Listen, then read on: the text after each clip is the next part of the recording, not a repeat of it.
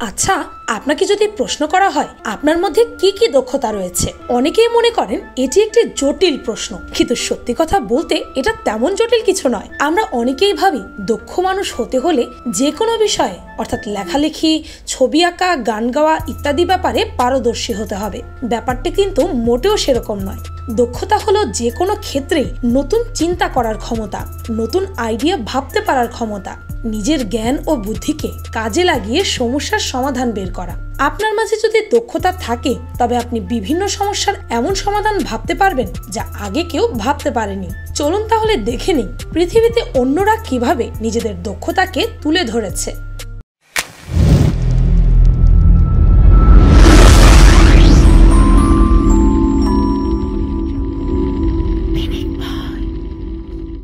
Number 1, এই কর্মীকে দেখুন একবার। সে এতগুলো ট্রেকে এমনভাবে বিভক্ত করলো মনে হলো যেন সে তো ট্রেক না, যেন শাফলিং কার্ড সাজাচ্ছে। এই ট্রেগুলোকে একটি একটি করে সাজাতে চাইলে দেখা যেত কাজটি আরো অনেক জটিল এবং সময় সাপেক্ষ হয়ে যেত, কিন্তু লোকটি তার দক্ষতা দিয়ে কাজটিকে সহজ করে নিয়েছেন।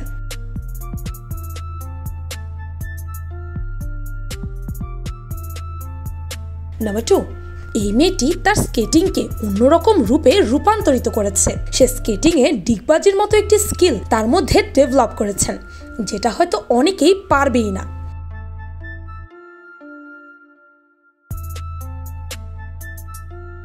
নাম্বার 3, একজন ভবিষ্যৎ পাকা প্লেয়ারকে দেখতে চাইলে এই ভিডিওটি দেখুন একবার। ছেলেটির বয়সের তুলনায় তার খেলার সক্ষমতা অনেক বেশি ভালো। এই বয়সে তো দূরে থাক, এর চেয়ে বেশি বয়সেও অনেকে এই খেলা খেলতে পারে না, আর একেই বলে দক্ষতা।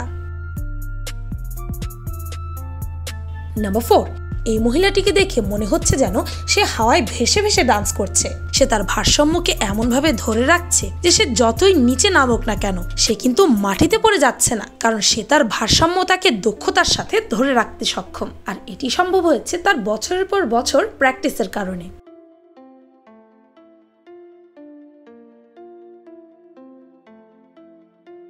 নাম্বার 5, আপনি যদি আর্ট দেখে মনোমুগ্ধকর হন তাহলে ফিলিক্স স্যাম্পারের আর্ট দেখে আপনি বিস্মিত হবেন। ওনার প্রতিটি আর্টের পেছনে রয়েছে এক বিশাল গোপন রহস্য, আর সেই রহস্যটি হচ্ছে তিনি তার আর্টটিকে বিভিন্ন রকমের শেপ দেয়। এছাড়াও আরো মজার ব্যাপার হচ্ছে আপনি এটিকে টেনে লম্বা করতে পারবেন আর চাইলেও ছোট করে ফেলতে পারবেন।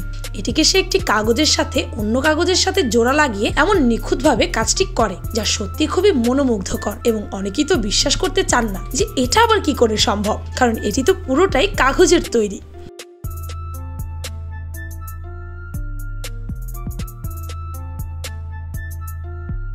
নাম্বার 6, এই ছেলেটির স্কিল দেখলে আপনি সত্যি অবাক হয়ে যাবেন। নাম্বার 7, অনেকে মনে করেন মেকআপ মানেই হলো আটা, ময়দা, সুজি, কিন্তু একজন প্রকৃত আর্টিস্টের কাছে মেকআপ একটি মাধ্যম। এমনই একজন আর্টিস্ট হচ্ছেন ভ্যানেসা ডেভিস। তিনি মেকআপকে রং এবং নিজের মুখকে ক্যানভাস হিসেবে ব্যবহার করেন। তিনি যে কেবল মেকআপই করেন তা কিন্তু নয়, তিনি বিভিন্ন রং ব্যবহার করে নিজের মুখকে 3D পেইন্টিং করে, কখনো ভয়ঙ্কর পিৎজা, কখনো বা পাইনাপল ফেস বানান। তার এই আর্ট এতটাই লোকের পছন্দ যে বলার মতো না।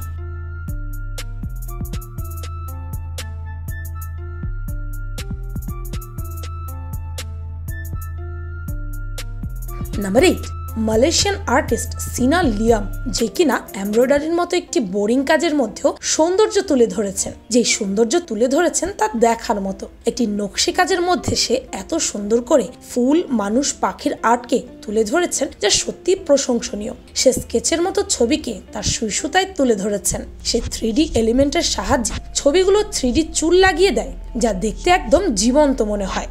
আগেকার মেয়েরা কেবল সুই সুতোতেই নকশি কাজ তুলে ধরত, কিন্তু বর্তমান সময়ের সাথে তাল মিলিয়ে ডিজাইনেরও উন্নতি হচ্ছে।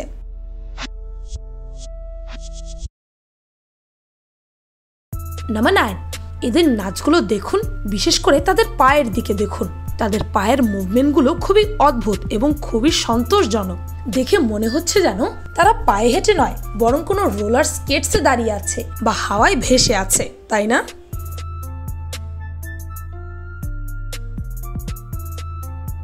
নাম্বার 10, একটি সাধারণ পেন্সিলকে দিয়ে কত নানা ধরনের ছবিই না আঁকা যায়, কত নানা ধরনের কারুকার্যই না করা যায়, কিন্তু একটি পেন্সিলকে একটি আর্ট হিসেবে উপস্থাপন করা যাবে এটি কি কখনো ভেবে দেখেছেন? কিন্তু একজন রাশিয়ান ভাস্কর এবং একজন আর্টিস্ট স্যালিভার ফেডাইস তিনি একটি পেন্সিলকে আর্ট হিসেবে সবার সামনে উপস্থাপন করেছেন।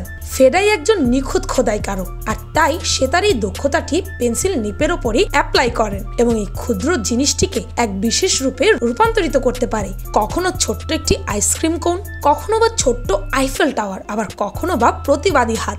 যদিও এগুলো তৈরি করতে অন্য সব জিনিসেরও প্রয়োজন হয়ে থাকে, আর এটি খুবই ধৈর্যের একটি কাজ। নাম্বার 11, টার্কিশ আর্টিস্ট সিনা রুনা এমন একজন ক্রিয়েটিভ মানুষ যে একটি সাধারণ কাগজকে এমন অসাধারণ রূপ দিতে সক্ষম হয়েছেন। তিনি বিভিন্ন রঙের কাগজ দিয়ে এমন সব অসাধারণ শেপ দিয়ে জিনিসপত্র বানিয়েছেন যা সত্যি মনোমুগ্ধকর। এমনকি তিনি এই কাগজ দিয়ে 2D এবং 3D ফটোও বানিয়ে দেখেছেন, যা দেখে আপনার বিশ্বাসই হবে না এটি আঁকা কোনো ছবি।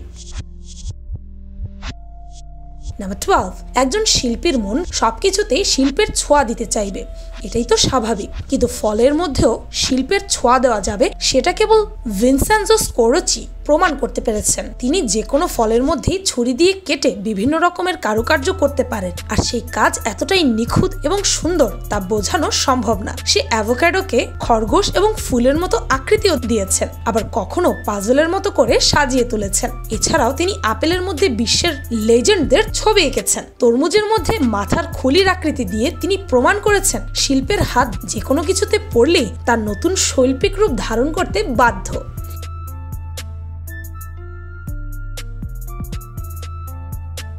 নাম্বার 13, এখন আপনাদের আরো একজন আর্টিস্টের সাথে পরিচয় করিয়ে দেব। তার নাম টাকিহিরো কিশিমোটো। তিনি তার খোদাইয়ের স্কিল ফলের উপর প্রয়োগ করেছেন এবং সেই ফলকে এমন অদ্ভুত সুন্দর লুক দিতে যা আপনারা এখন দেখতে পাচ্ছেন। একটি ফলের উপর ফুলের কারুকার্য জিনিসটাকে যে কতটা সুন্দর করে তুলেছে তা বলার বাহিরে। তিনি সকল প্রকার ফল এবং সবজির ওপর নিজের এই স্কিল প্রয়োগ করে এদেরকে নতুন সৌন্দর্যে সাজিয়ে তুলেছে। সে এতটুকু করেই ক্ষান্ত হননি, সে তার চর্চা প্রতিনিয়তই চালিয়ে যাচ্ছেন এবং নতুন নতুন সবকিছু তৈরি করছেন। এমনকি সে ফলগুলোকে এমন পাজল শেপ দেয় যেটা সত্যি খুবই আকর্ষণীয় দেখায়।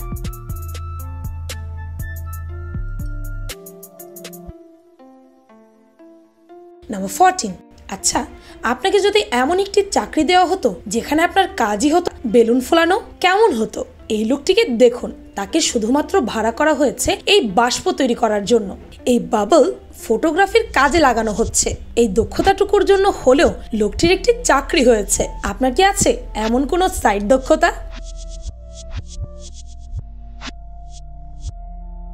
নাম্বার 15, আবর্জনা থেকেও যে সুন্দর কিছু তৈরি করা যায় তা একমাত্র প্রমাণ করেছে আমেরিকান আর্টিস্ট নোয়া ডেলিটা।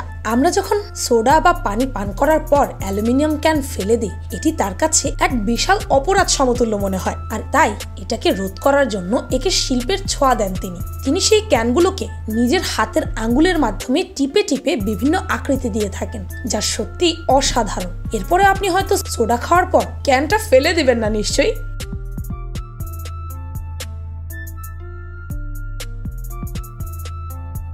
নাম্বার 16, ক্যালেন শাব এমন একজন আর্টিস্ট যে কিনা তার আর্ট তৈরির সময় কোনো ব্রাশ ব্যবহার করেন না। তিনি ব্রাশের পরিবর্তে ঘূর্ণায়মান পেন্ডুলাম দিয়ে ছবি অঙ্কন করেন, আর এটি এতটাই সুন্দর হয় যে তা আর্ট মিউজিয়ামে বিখ্যাত হয়ে পড়ে। এমনভাবে যে ছবি আঁকা যায় তা হয়তো আগে আমরা কেউ ভাবিনি।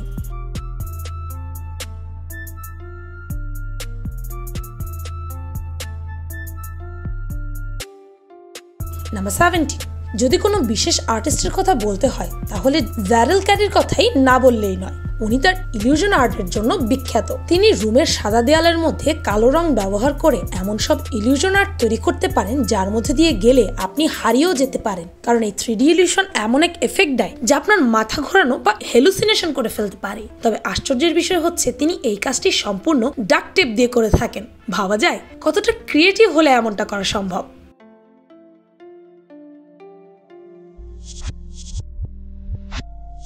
নাম্বার 18, ধরুন আপনার বিশাল বড় শস্য ক্ষেত রয়েছে আর আপনি তাতে গাজর চাষ করছেন। এখন গাজর ধরার পর এগুলোকে তুলতে আপনার প্রায় 2 দিন পার হয়ে যাচ্ছে, তবুও আপনি সেগুলো তুলে শেষ করতে পারছেন না। আপনাকে যদি এমন একটি মেশিন দেওয়া হতো যেটি দিয়ে আপনি কয়েক মিনিটের মধ্যে সব গাজর একসাথে তুলে নিতে পারবেন। হ্যাঁ, ভিডিওতে দেখুন একজন লোক তার দক্ষতা দিয়ে বুদ্ধি করে কিভাবে ক্ষেত থেকে কম সময়ে গাজর তুলে নিচ্ছে।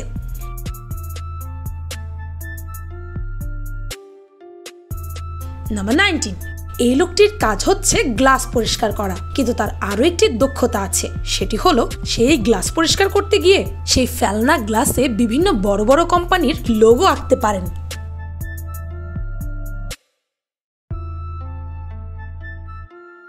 নাম্বার 20, আইভরি কোস্টের একজন আর্টিস্ট লেটিসিয়া কাই, যিনি নিজের চুল দিয়ে আর্ট তৈরি করেন, তিনি তার চুল দিয়ে খেলতে খেলতে 2017 সালে এই পদ্ধতিটি বের করেন এবং খুব শীঘ্রই তা জনপ্রিয় হয়ে যায়। এবং উনি ওনার চুল দিয়ে অনেক কিছু তৈরি করেন, যেমন হাত, ব্রোকেন হার্ট এবং আফ্রিকান ম্যাপ। তার এই অদ্ভুত ব্যাপারটি সবার কাছেই খুব ক্রিয়েটিভ বলে মনে হয়। তার এই এত বড় চুল দিয়ে না জানি সে কবে দড়ি লাফ খেলা শুরু করে দেন।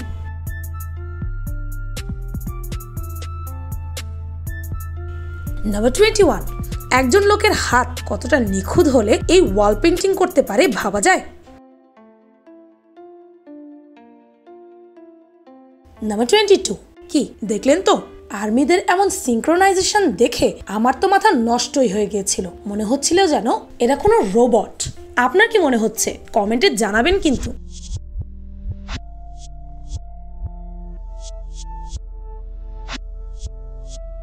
সব ধরনের দক্ষতাই দক্ষতা, আলাদা আলাদা বিষয় ও বস্তুর দিকে একটু অন্যভাবে তাকিয়ে নতুন কিছু খুঁজে বের করা। মজার ব্যাপার হচ্ছে একজন মানুষ ভালো গান গাইলেই কিন্তু তাকে দক্ষ বলা যাবে না। দক্ষ মানুষের কাজের মাঝে সবসময় একটা ইউনিক ছোঁয়া থাকে, একটা পারফেকশন থাকে। আশা করি কাজের দক্ষতা অর্জনের মূল ব্যাপারটি আপনাদের বোঝাতে পেরেছি। ভিডিওটি ভালো লাগলে আপনার ফ্রেন্ডস এন্ড ফ্যামিলির সাথে শেয়ার করতে পারেন। আর পিনিক পাই চ্যানেলকে সাবস্ক্রাইব করে বেল আইকনে অল নোটিফিকেশনস অন করতে ভুলবেন না যেন। শুধুমাত্র এভাবে পিনিক পাইয়ের প্রতি ভিডিওর নোটিফিকেশন আপনার কাছে পৌঁছে যাবে। আমি ফাল্গুনি, আজকের মতো পর্যন্তই। দেখা হচ্ছে পরের ভিডিওতে।